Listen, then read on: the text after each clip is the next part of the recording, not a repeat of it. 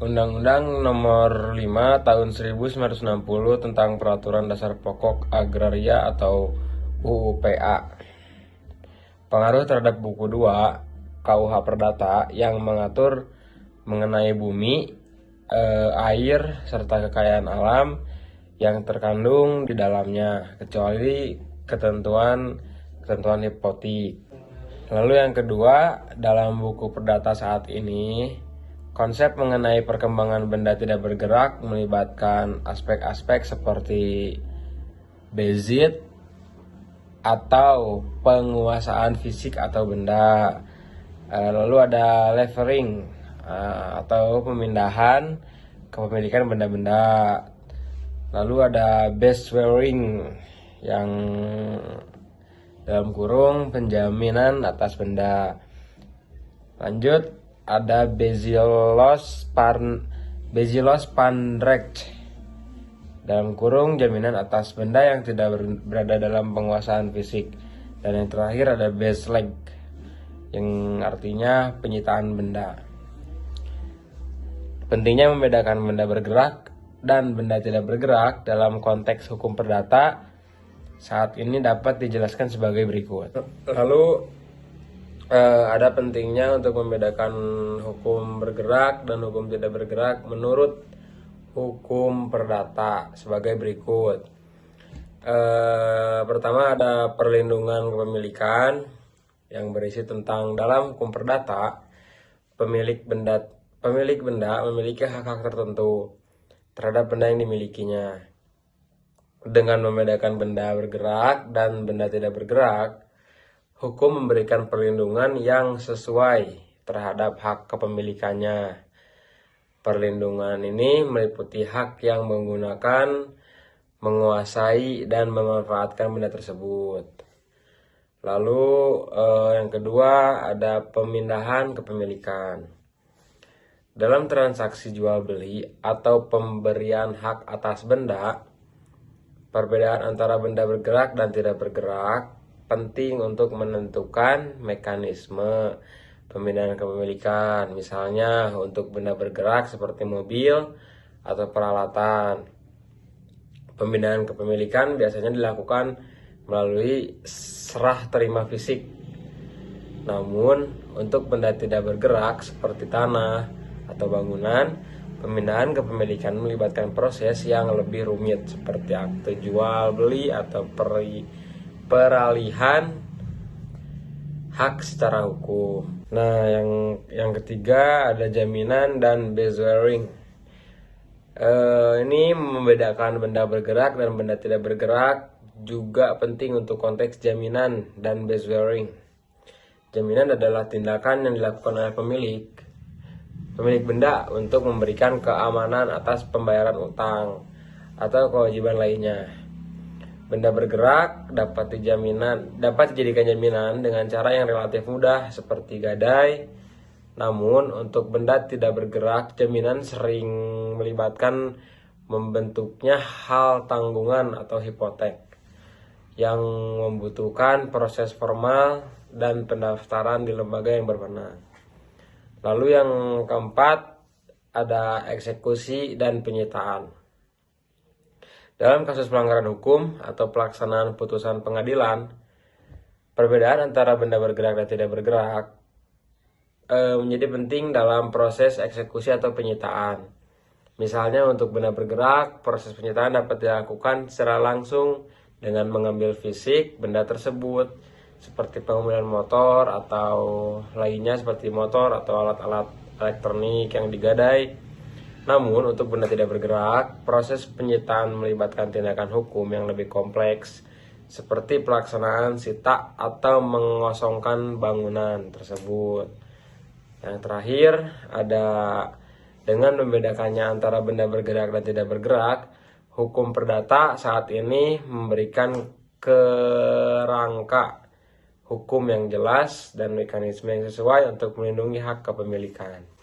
Nah, setelah itu ada juga berikut ini adalah penjelasan mengenai ciri-ciri yang dimiliki oleh hak kebendaan berdasarkan beberapa ahli.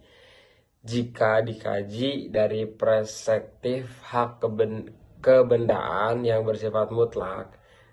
Droit de suite hak yang lebih dulu diangkat, dan droit de preference.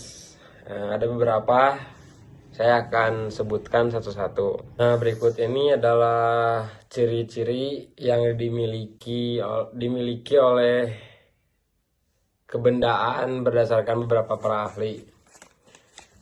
Yang pertama ada hak kebendaan yang bersifat mutlak. Menurut beberapa ahli, hak kebendaan yang bersifat mutlak memiliki ciri-ciri sebagai berikut. Mutlak dalam arti dapat diterapkan terhadap semua orang. Lalu hak tersebut dapat dilakukan melawan semua orang, termasuk pihak yang tidak memiliki hubungan kontrak dengan pemilik hak. Lalu ada hak ini mengikat semua orang secara universal dan melampau perjanjian atau hubungan pribadi antar pihak yang terkait. Lalu droit de suite adalah konsep dalam hukum kekayaan intelektual yang memberikan hak kepada pencipta karya seni untuk mendapatkan royalti atau imbalan seperti karya seni tersebut dijual kembali.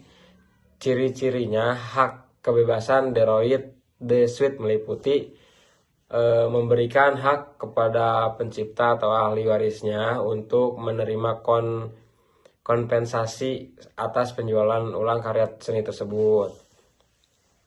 Lalu hak ini berlaku meskipun pemilik sebelumnya telah memperoleh karya seni dengan sah dan melakukan penjualan ulang. Yang terakhir, ada hak ini melindungi kepentingan ekonomi pencipta karya seni dan mengakui bahwa nilai karya seni dapat meningkat seiring berjalannya waktu. Lalu ada hak ini lebih dulu diangkat. Ciri-ciri hak kebendaan yang lebih dulu diangkat meliputi ada hak ini memberikan prioritas kepada pihak yang lebih dulu untuk mengajukan atau mendapatkan hak atas benda tersebut.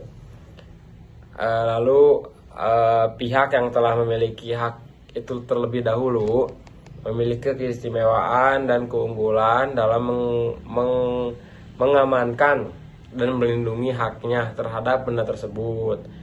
Lalu juga ada prinsip ini berlaku dalam konteks pendaftaran atau pemberian hak, di mana pihak yang lebih dulu melakukan tindakan hukum yang sah akan mendapatkan perlindungan yang lebih kuat terhadap haknya.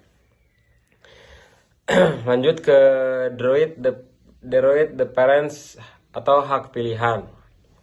Droit de parents adalah hak prioritas yang diberikan kepada pihak-pihak tertentu untuk memperoleh atau membeli suatu benda. Untuk hak kebendaan tertentu, ciri-ciri parents meliputi: pertama, ada hak ini memberikan keuntungan kepada pihak yang memiliki hak preference untuk memperoleh atau membeli benda tersebut kepada pihak lainnya. Lalu ada juga yang kedua, pihak yang memiliki hak preference memiliki hak yang lebih kuat untuk prioritas dalam mendapatkan benda tersebut dibandingkan dengan pihak lain. Dan yang terakhir, prinsip ini sering diterapkan dalam konteks perjanjian atau kontrak, di mana pihak yang memberikan hak preference mendapat keistimewaan kepada pihak tertentu untuk memperoleh benda atau hak tersebut jika penjualan atau peralihan.